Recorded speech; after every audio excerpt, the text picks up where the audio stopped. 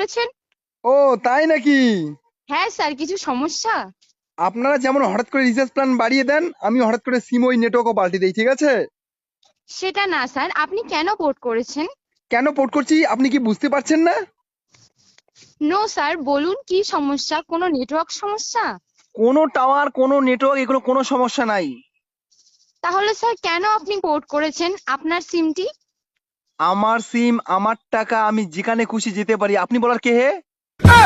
না স্যার, সেটা না, আপনি আমাদের এয়ারটেলের সঙ্গে কয়েক বছর থেকে যুক্ত, হঠাৎ করে আপনি সিম পোর্ট করেছেন কেন? আরে, তোকে তো বললাম আমার বাবার এত টাকা নেই, আপনি কি বুঝতে পারছেন না? সরি স্যার, আপনি কি বললেন আমি বুঝতে পারলাম না।